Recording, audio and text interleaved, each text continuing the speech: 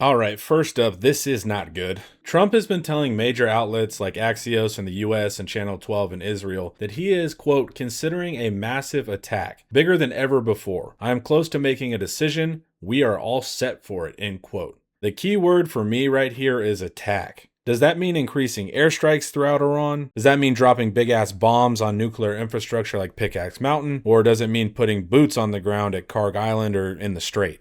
None of these options are what you want to hear. These are all various forms of escalation toward a wider war. We are already running low on key munitions. Our departure bases throughout the region have been getting hammered. Our blockade isn't keeping traffic flowing, and hitting nuclear targets is just a delay tactic.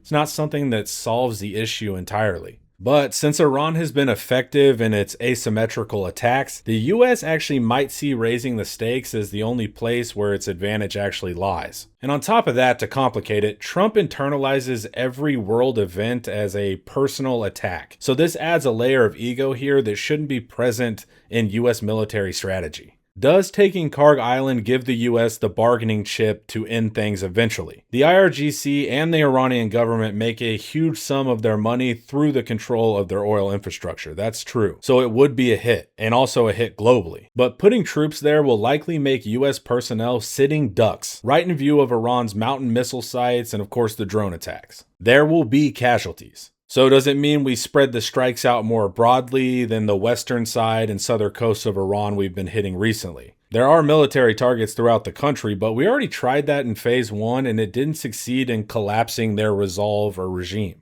It seems like we're just spinning our wheels with a president whose ego requires submission from an Iranian regime that never intends to offer that. Their entire identity is built on opposing the West. They've even woven in all sorts of religious elements to explain why doing so would be blasphemous to them. And Trump did say the Iranians, quote, want to negotiate, but are not ready to make a deal at the moment. So he added they haven't received enough pain yet. Axios reports 2 regional sources with knowledge of mediation efforts said the Iranian leadership hasn't accepted the latest proposal put forward. We are trying, but the Iranians are not being very helpful, one of them said. So not selling out their country to the US demands are considered unhelpful. And of course, where does Israel fit into all of this? Trump said Israel would join in 2 minutes if I asked them to. But he added that we don't need anybody to launch a new operation against Iran. He also said there would be consequences for Israel joining the strikes, hinting at Iranian retaliation against Israel. So there's a chance here Israel gets to continue to sit back and watch the US do the majority of the work here, even though this war benefits Israel the most by a mile. And then the final option here is it's a bluff. Trump does like to amp up the rhetoric during talks to try to incentivize Iran to sign on the dotted line. Most of his I'll end your civilization talk has historically preceded some type of flimsy agreement with Iran. But hopefully this does not escalate at all. We are going to have to stay tuned in. Next up, the US-Saudi nuclear deal got signed yesterday, but now the whole thing supposedly hinges on Saudi Arabia acknowledging Israel. And that'll kill Saudi's street cred in the region, but is the money incentive worth it here? Countries like the UAE and Bahrain already jumped on board the Abraham Accords early on, but Saudi Arabia is the biggest player in the region and they've held out. Riyadh has been looking at its power grid and realizing they do need major upgrades to keep pace with their growing economic needs as they scale. So they do want a civilian nuclear program, and they could go to Russia or China for the tech, but Washington and Saudi Arabia both prefer to keep it between them. This whole game started back when the first Abraham Accords were signed in September 2020. And Saudi Arabia basically said, we're not going to sign. We need real progress on a Palestinian state first. And then after years of behind-the-scenes talks, things picked up speed in April 2025 when top US and Saudi energy officials met to sketch out a framework. Then, during MBS's trip to Washington in November, both sides announced they'd wrapped up the negotiations. And now that brings us up to yesterday when both countries officially signed what's called a Section 123 agreement. On paper, it looks like a win for everybody. American nuclear companies like Westinghouse get multi-billion-dollar contracts, and Saudi Arabia gets top-tier US nuclear tech and reactors. Except Trump always complicates the issue. Today he posted on Truth Social, the civil nuclear deal, there will be no enrichment of material being made between the United States Department of Energy and Saudi Arabia, which pertains only to non-military use such as the ones that Iran and the UAE and others already have, will be approved. But it is totally subject to Saudi Arabia joining the very respected and successful Abraham Accords. The United States is not opposed to civil, non-enriched nuclear facilities.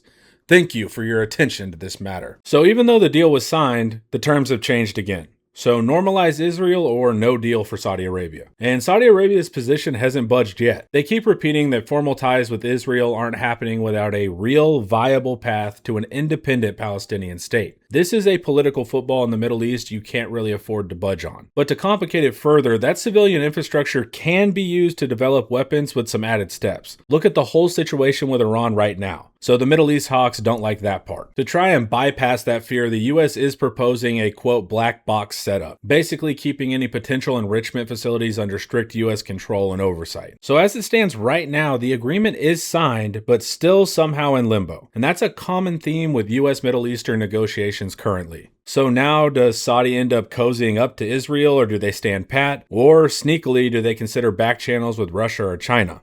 We'll have to see.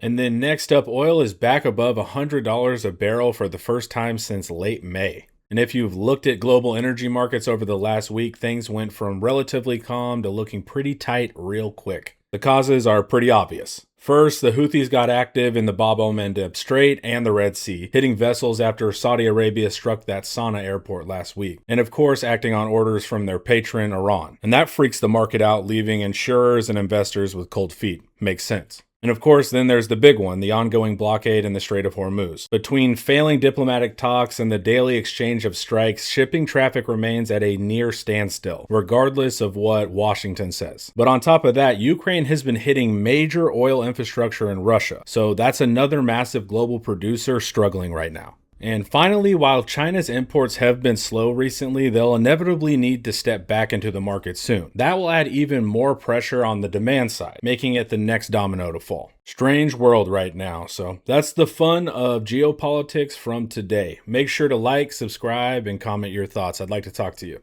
See you later.